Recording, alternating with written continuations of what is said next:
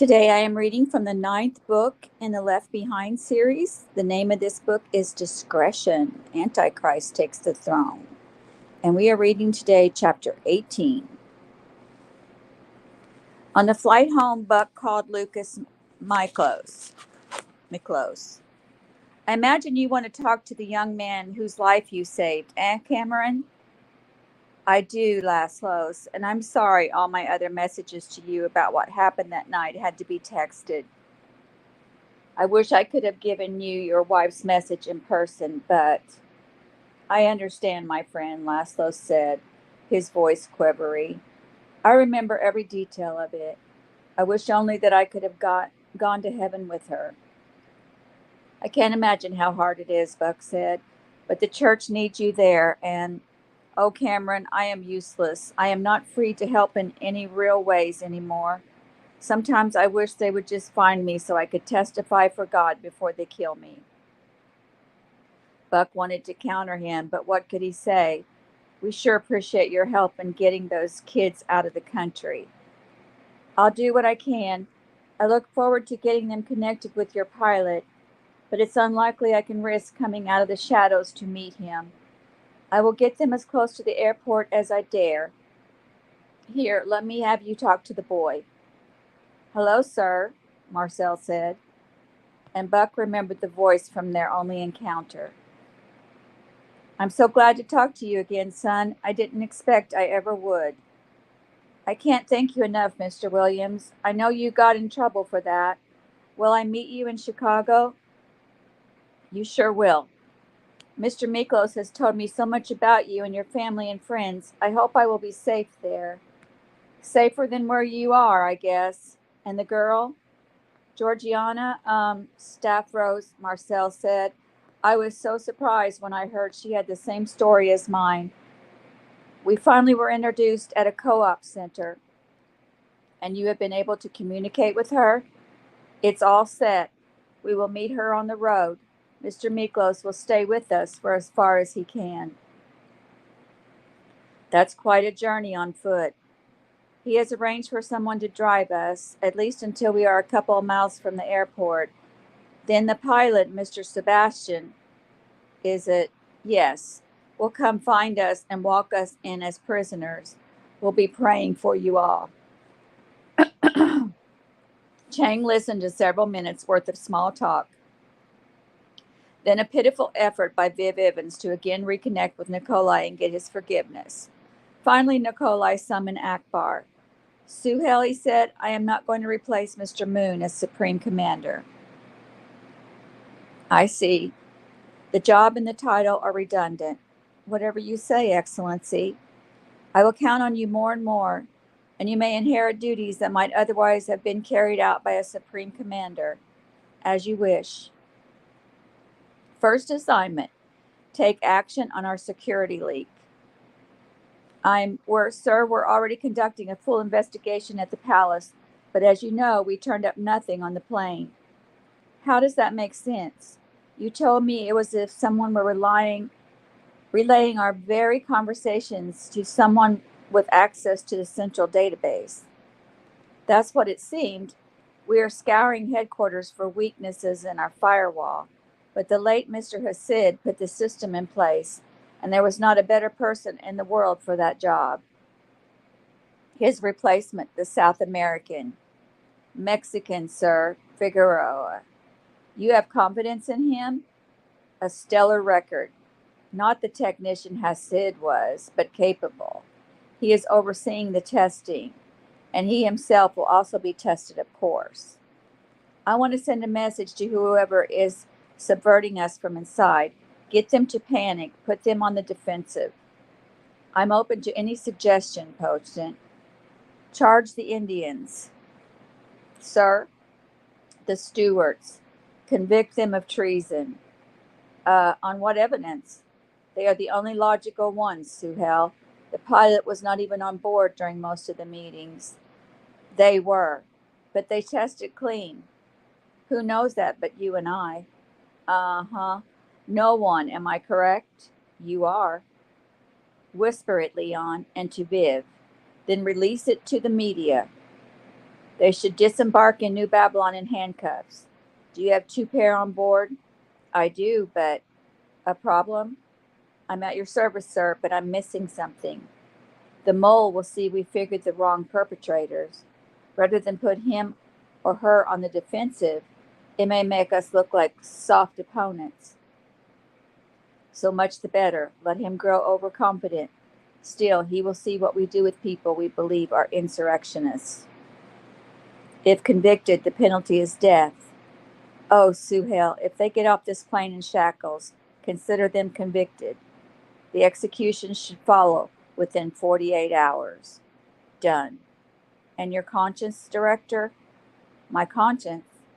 Knowing the truth, does this give you pause? No, sir, you are the father of truth. My conscience is at your service. There was a long pause. They do good work, though, do they not? Carpathia said at last. The stewards? Quite. No need to inform them or cuff them until we touch down, but do get the information trail started. And then we need to discuss the final solution for the Israeli descendants and the Judites. Let me know as soon as you have casualty statistics on Operation Petra. Laszlo's wished he could go with the 2 young people all the way to the safe house in America. What an adventure. But how could he justify abandoning his brothers and sisters in Greece? The net was tightening, and few of them would survive until the glorious appearing. But no one would question giving the teenagers a better chance. Being involved in getting them connected with this pilot made Laszlo feel alive again. He dreaded the end of the caper when his friend Kay would drive him back to Potomac. He would then walk the last mile and a half to his secret place and settle into his awful routine. The plan was for Kay to pick up the boy and him in the country at the north edge of town. They would stay on the outskirts, getting Marcel close enough to the co-op to where he could walk there and get his meager bag of belongings. Georgiana Stavros would wait for them on the southern end of the town, off the road that led to the airport. Cameron Williams and Marcel had told him she was a tall brunette, fair-skinned for a Greek, and pretty. Laszlo's liked to imagine that she looked like his wife when first he met her more than 40 years before. Chang noticed that Carpathia's plane sounded as if it was descending when Suhail Akbar returned to talk with the President.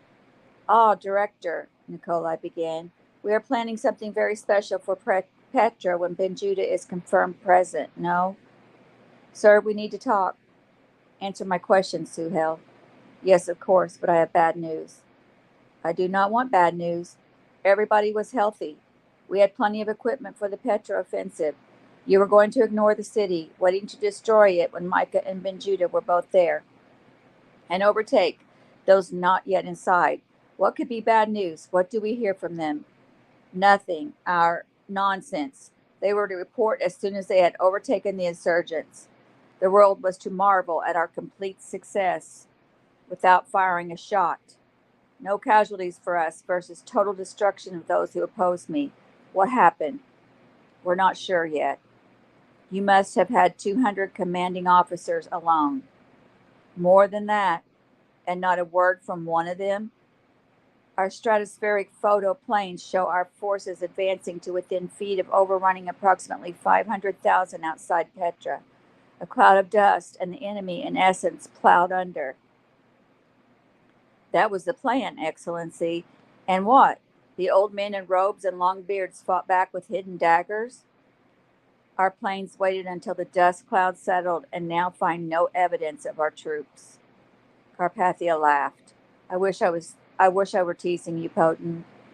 High altitude photographs 10 minutes after the offensive show the same crowd outside Petra, and yet none of our troops. Yes, you said that.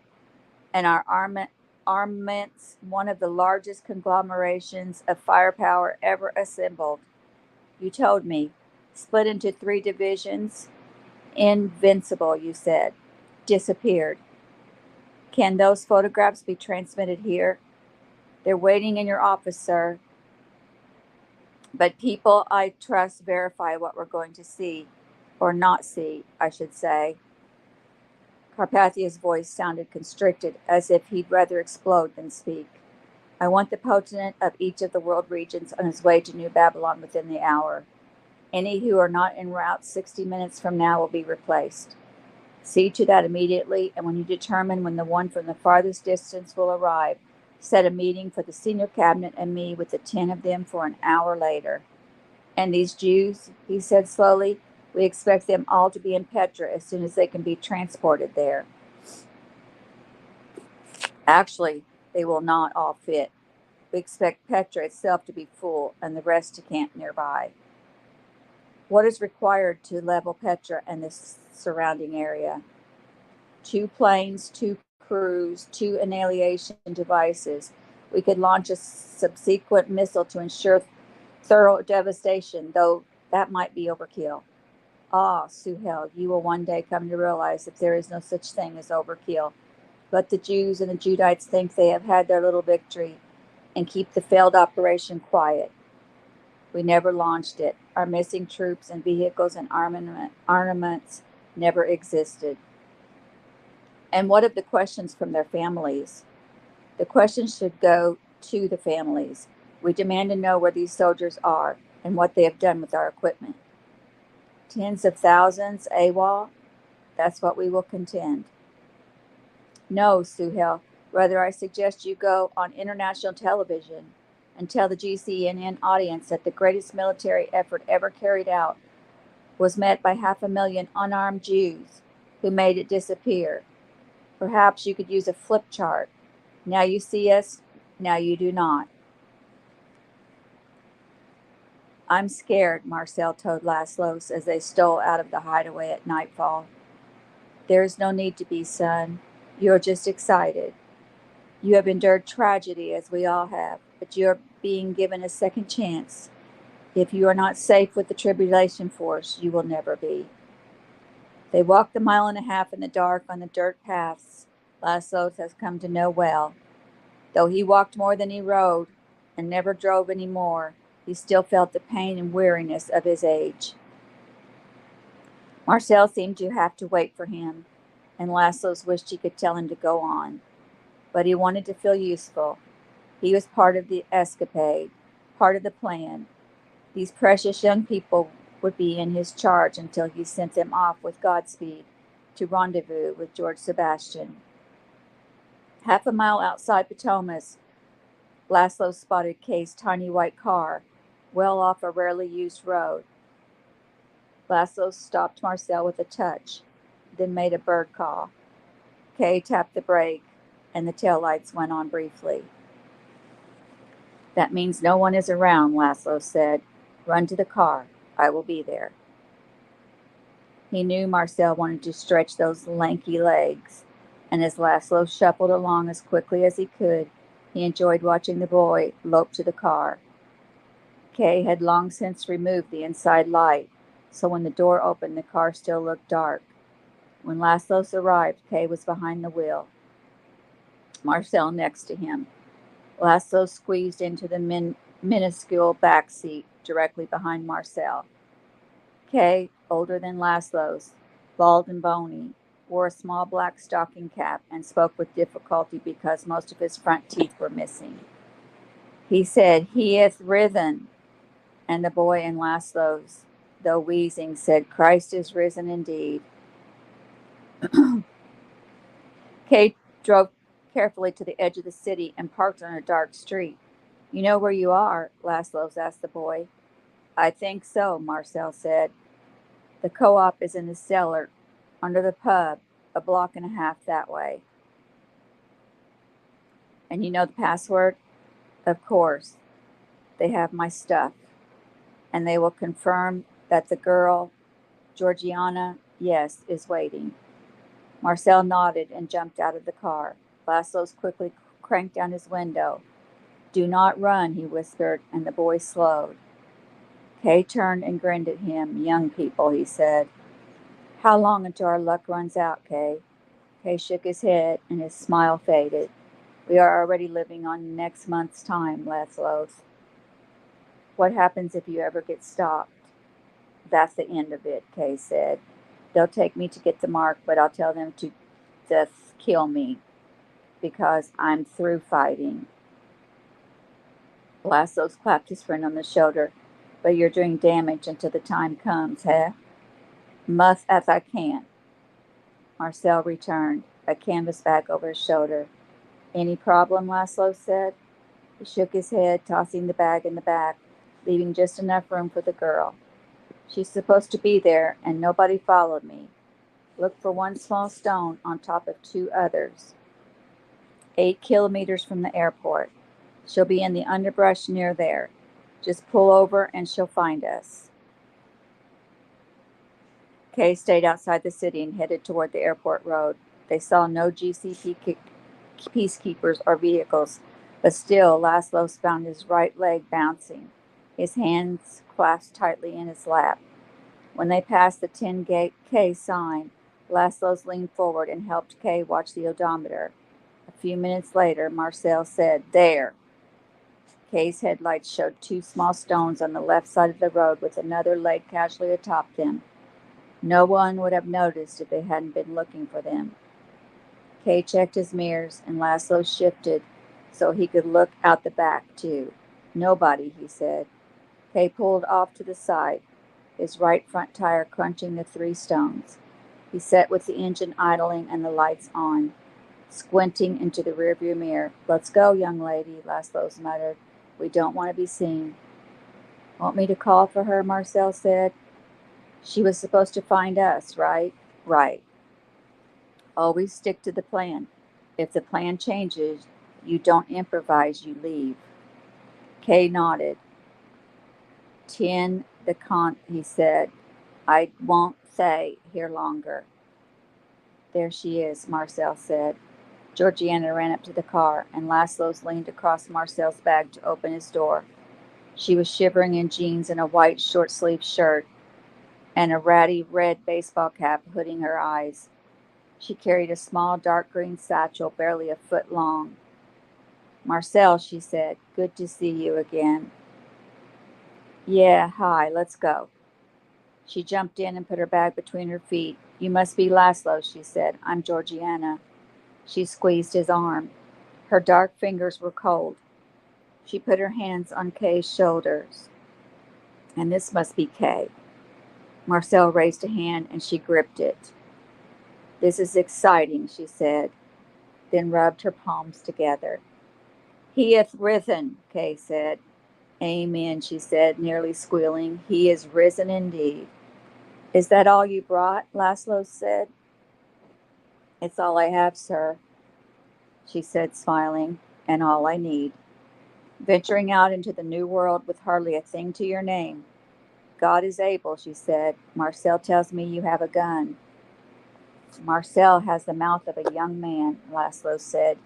"You must both learn to say little and listen much." "I'm sorry," she said. "Am I talking too much?" "Just excited, that's all. I haven't felt this way since the day Mr. Williams let me go." Marcel nodded. "So I can't see your gun, Mr. Laszlo's?" "Miklos. I do not bring my gun out of my home. I am not looking to hurt anyone. It is for my safety, that's all."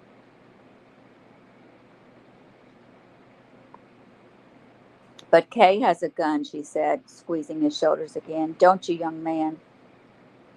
Kay smiled shyly and shook his head as he pulled the car back onto the road. "You watch too much television," Laszlo said. "American TV, am I right?" "Not for a long time. When I do see it, it's all Carpathia, Carpathia, Carpathia." Laszlo's leg was still bouncing, his hands still pressed together. "You're both clear on the plan, then," he said. "If Marcel is, I am," Georgiana said. "He's the one who told me. We're meeting this George guy off the road from the airport. He'll take us in like we're his prisoners, and the computer will show that's what he's there for." "Yes, and you must avoid eye contact, look sullen, and just go directly to the plane with him. Maybe you could let Marcel wear your hat low enough to cover his eyes, and you could let your hair hang in your face." She was still rubbing her hands together. "This thing wouldn't fit him anyway. We'll recognize the pilot, how again?" He should be the only man on the road looking for you, Laszlo said. But he's a big man, right? An American? Way over 6 feet tall and almost 250 pounds, Marcel said. Light hair, blue eyes, and you'll know him, Laszlo said. We should pray. Yes, Georgiana said, please. Why don't you pray? Laszlo said. I'm too nervous, she said. All right, Laszlo said, Lord, we thank you for these young people and ask you to go before them and protect them. We, there he is, Georgiana said. Is that him? A big young man strode purposefully up the right side of the road. He wore big boots, khaki pants, and a light zippered jacket. His hair looked almost white, his face dark. Laszlo's couldn't make out the eye color, but the man stopped and looked directly into the car as Kay slowed and passed, pulling over 50 yards beyond him. Marcel reached for his door handle, and Georgiana reached for her bag. Wait, Laszlo said. He's early. He rolled down his window and leaned to stick his head out, aware that Georgiana was digging in her bag and ready to go. Mr. Miklos, the man called out, but Laszlo thought he detected a European accent. Hey, Mr. Sebastian, Marcel shouted before Laszlo could shush him. Now jogging and having cut the distance between him and the car, the man hollered, Marcel? Georgiana? Keep rolling, Kay, Laszlo said. This isn't right. Why? Georgiana said. What's wrong? If that's Sebastian, Laszlo said as Kay slowly pulled back onto the road, he'll find us. No, Georgiana whined. Stop. We'll not make this transfer in the middle of the road, Laszlo said. Kay, pull over, Georgiana said with southern authority.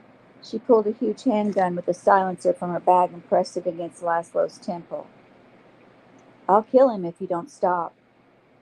Don't stop, Kay, Laszlo cried. Marcel is for real. I know him. Kay stopped accelerating but coasted. Stop now, she said. I mean it. Marcel whipped around, kneeling on the seat to face her. He yanked her cap off, and as the silencer pulled away from Laszlo's head, he turned to see Georgiana's forehead and the mark of the beast.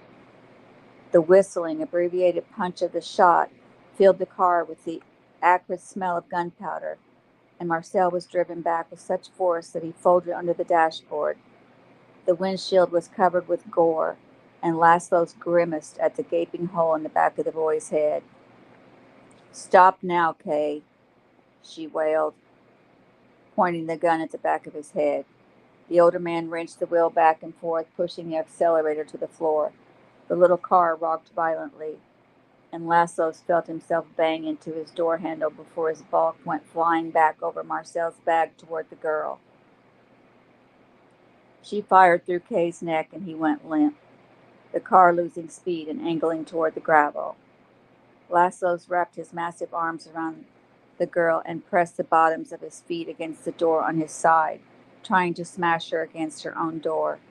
He could only hope the gun was buried somewhere in the crush, but the sounds of more than one set of running footsteps told him that unless he wrestled it away from her, he would soon join his wife in heaven. The car thudded to a stop, and they both rode forward into the back of Kay's seat. 2 other men had joined the Sebastian impostor, and all carried weapons. One jerked the girl's door open and dragged her out with one hand. Laszlo tried to hang on, but he had no leverage. He lay on Marcel's bag across the back seat, his arms leaden, grasping. You all right, Elena? One of the men said. Laszlo saw her nod with disgust. He's the only one left, she said, pressing the gun to his forehead. He turned his hands over, opening his palms towards heaven, and closed his eyes. We're short-staffed tonight, sir. Hard copy is quicker than the computer, if you don't mind. I hear you, George said. But I told you, old man Elbaz had me on recon, runs over rebel territory in the Negev, and we were all required to leave our IDs at the field headquarters. It's all in the computer. The Airport GC clerk swore. They never think about what those decisions mean to us little guys. They never think at all, George said. Sorry. What are you going to do? The clerk said, sighing as he tapped his fingers atop the monitor, waiting for the info. Hey, what about all the guys going AWOL in Jordan? Don't think I wasn't tempted, George said. Strangest deal I've ever seen. You get the boils? Who didn't? Here it is. You're good. You got a number for me? 6 digits. 040301. That's it. And where's your prisoners? Being held up the road. Need a vehicle? That would be great. You're coming right back. Right back. I'll secure him in the plane and bring the wheels directly to you. The clerk tossed him a set of keys and pointed to a jeep. George decided he could get used to tribulation force work if it was all this easy. Couldn't be. He sped a mile and a half up the road and pulled over. What was that in the distance? The girl, alone? He turned on his bright. She was running toward him, screaming. He stepped out. Georgiana? George? Yes. We were ambushed. As she got closer, he saw she was covered in blood. He reached for her. What happened? Where are the others? But as the girl slumped against him, wrapping her arms around his waist, she called out, Unarmed. 2 men, one about his size, rushed from the bushes with the weapons trained on him. Another pulled a jeep into view, door standing open. The big man jumped into the car George had borrowed at the airport. The other kept a weapon on him as the girl handcuffed and blindfolded him. He was tempted to drive his bulk into her, make her pay for whatever she was involved in, but he wanted to conserve his strength for any real chance to escape. They pushed him into the jeep, and as it took off, he heard the other vehicle behind. We're going to have fun with you, Yank, the driver said. But the time we're through, by the time we're through, we'll know everything you know. Fat chance, George thought, and wanted to say. But he had already blundered enough, leaving his plane and his weapons unprotected and venturing unarmed into enemy territory, trusting a risky plan devised by well-intentioned brothers, but civilians after all. Maybe the proverbial horse had already escaped the open barn, but too late or not, his training kicked in. Not only would he not say fat chance, but he would also not say anything. The only way these people would know he was capable of uttering a word was if they remembered he had spoken to the girl. Unless he somehow escaped, his next word would be spoken in heaven. He bounced and lost his balance as the jeep accelerated, and he kept bouncing off the door, then almost into the lap of the captor to his left. The man kept pushing George back upright. He could have planted his feet more firmly and kept from jostling so much, but he didn't mind being a 240-pound irritant to the enemy. So George Sebastian of San Diego, the driver said, and a nearly recruited Judite, a little information will buy you some dinner, and a lot will have you on your way back to the wife and little one before you know it. Hungry? George did not respond, not even with a nod or shake of his head. Lonely then, perhaps? The man next to George, less fluent in English, said, Do you know who is really Elbaz? Because we think we do. We do, the girl said. George let the next curve throw him into the man, who pushed him back. Sit up, you big stupid person. And that is the end of chapter 18. Next, I'll be reading chapter 19. Thank you for joining me and have a wonderful day.